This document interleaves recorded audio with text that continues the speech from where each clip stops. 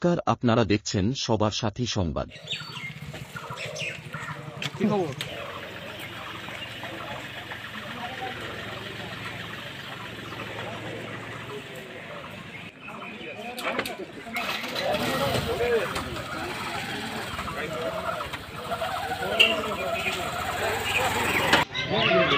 মেয়েটা এখানেই ছিল।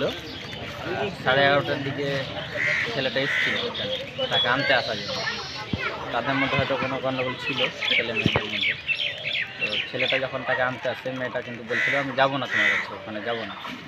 এই নিয়ে হয়তো তাদের মধ্যে কোনো কিছু হয়েছে।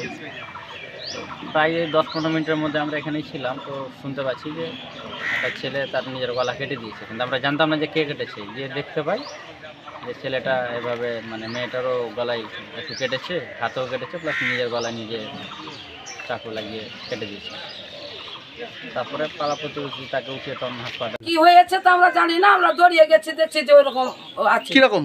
দেখছি যে মারামারি লেগেছে, আমরা ভিতরে ঢুকে নি, দূর থেকে চলে আসলাম যে মার্ডার হয়ে গেছে, কিন্তু আমরা ভয়ে যাইনি কি হয়েছে না হয়েছে। তো কোথায় কোথায় ছিল মানে এটা? পরে থেকে দেখলাম যে গোলাতে।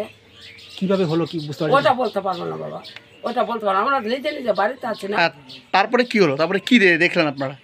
আর কিছু দেখলাম না, আমরা ভয়ে পালাচ্ছি নিজে নিজে বাড়িতে, কি হলো না হলো তো আমরা তো রক্ত টক্ত দেখতে পারি না। ওদের কোথাও হাসপাতালে নিয়ে গেছে? হ্যাঁ, হসপিটালে নিয়ে, কোন হাসপাতালে নিয়ে গেছে?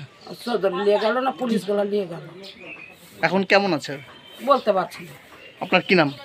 আমার নাম রেখা মন্ডল।